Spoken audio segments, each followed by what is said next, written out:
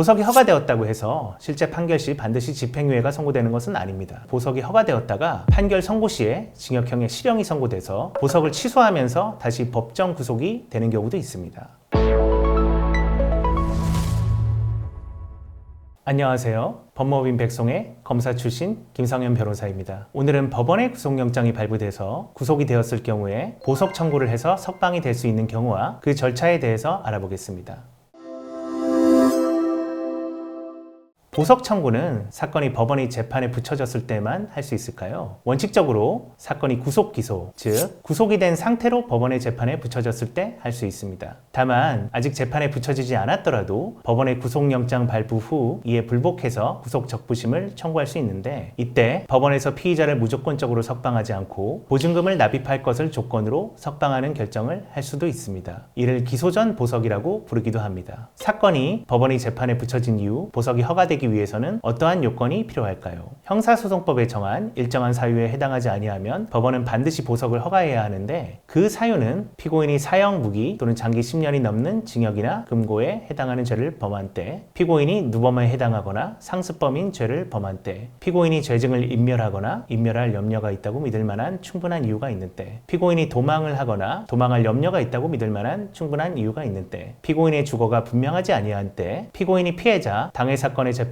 필요한 사실을 알고 있다고 인정되는 자, 또는 그 친족의 생명, 신체나 재산에 해를 가하거나 가할 염려가 있다고 믿을 만한 충분한 이유가 있는 때입니다. 한편 이와 같은 사유에 해당하는 경우라고 하더라도 법원은 상당한 이유가 있는 때에는 보석을 허가할 수 있습니다. 실제로는 많은 경우 법원의 재량에 의해서 사안별로 허가 여부가 결정이 됩니다. 반드시 보석 청구를 해야지만 법원에서 보석 결정을 하는가요? 그런 것은 아닙니다. 피고인이 청구를 하지 않더라도 법원에서 직권으로 보석을 허가하는 경우도 있습니다. 그러나 이러한 경우는 흔하지 않기 때문에 보석을 허가받기 위해서는 재판을 진행 중인 법원에 보석 허가 청구서를 제출할 필요가 있습니다. 사건이 재판에 붙여진 이후 어느 시점에 보석을 청구하는 것이 좋을까요? 사건이 막 재판에 붙여진 직후에도 보석 청구서를 제출하는 것이 가능하지만 허가될 확률을 높이기 위해서는 그 시점을 잘 판단할 필요가 있습니다. 특히 사기, 횡령, 배임 사건과 같이 피해자의 경제적 피해가 회복이 되었는지 여부가 처벌 수위에 커다란 영향을 끼치는 경우에는 피해자와 합의를 하거나 피해자를 위해서 상당한 금액을 공탁한 이후에 청구하는 것이 보석이 허가될 확률을 높일 수 있습니다. 보석 청구를 하면 어떠한 절차를 거쳐서 언제 결정이 이루어질까요? 보석 청구서를 제출하면 법원에서는 보석을 허가해야 하는지 여부를 결정하기 위해서 신문을 하게 됩니다. 신문 기일에서 피고인이 보석이 허가되어야 하는 사유에 대해서 의견을 밝힐 수 있습니다. 특히 변호인을 통해서 보석이 허가되어야 하는 이유를 미리 보석 청구서를 통해서 상세하게 밝히고, 보석 신문 기일에는 보석 허가 사유의 요지를 변론하는 것이 효과적일 수 있습니다. 피해자와의 합의, 공탁 외에도 주거가 일정하고 가족과의 유대가 강해서 도주할 우려가 없다는 점, 증거가 다 확보돼서 증거인멸의 우려가 없다는 점 등을 보석 청구 시에 부각시킬 필요가 있습니다. 한편 구속 상태에서는 치료하기 어려운 건강과 생명에 커다란 영향을 주는 위독한 질병을 앓고 있는 경우 진단서, 진료기록부 등 자료를 통해서 입증을 하면 보석이 허가되는 경우도 있습니다. 보석 신문을 마치면 많은 경우 약 1, 2주 내에 보석 허가 여부에 대한 결정이 나오곤 합니다. 그러나 더 많은 시간이 걸리는 경우도 있습니다. 공소 사실을 인정하지 아니하고 다투는 경우에는 보석을 허가받을 수 없는 것일까요? 반드시 그런 것은 아닙니다. 그러나 공소 사실을 인정할 경우 법원에서 피고인에게 도주나 증거인멸의 우려가 없다고 볼 가능성이 공소 사실을 다툴 경우와 비교해서 큰 것이 사실이므로 공소 사실을 인정할 경우 보석이 허가될 가능성이 상대적으로 높습니다. 따라서 수사 과정에서 범죄 사실을 다투다가 구속되어 기소되었는데 재판에서는 공소 사실을 인정하려는 경우에 보석 청구를 하는 것을 고려해 볼 수 있습니다. 보석이 허가될 경우 어떠한 조건들이 부과될까요? 보통 일정한 장소의 주거 제한, 보석 보증금을 현금으로 납입하거나 보석 보증보험 증권을 발급받아 제출할 것 등의 조건이 부과되고, 그 외에 법원이 지정하는 일시 장소에 출석하고 증거를 인멸하지 아니하겠다는 서약서를 제출할 것, 피해자, 당해 사건의 재판에 필요한 사실을 알고 있다고 인정되는 사람 또는 그 친족의 생명, 신체, 재산에 해를 가하는 행위를 하지 아니하고 주거, 직장 등 그 주변에 접근하지 아니할 것, 가족 등의 출석 보증서를 제출할 것 등의 다른 조건이 덧붙여지는 경우도 있습니다. 보석이 허가되면 실제 판결 시에는 집행유예가 선고될까요? 보석이 허가되었다고 해서 실제 판결 시 반드시 집행유예가 선고되는 것은 아닙니다. 경우에 따라서는 보석이 허가되었다가 판결 선고 시에 징역형의 실형이 선고돼서 보석을 취소하면서 다시 법정 구속이 되는 경우도 있습니다.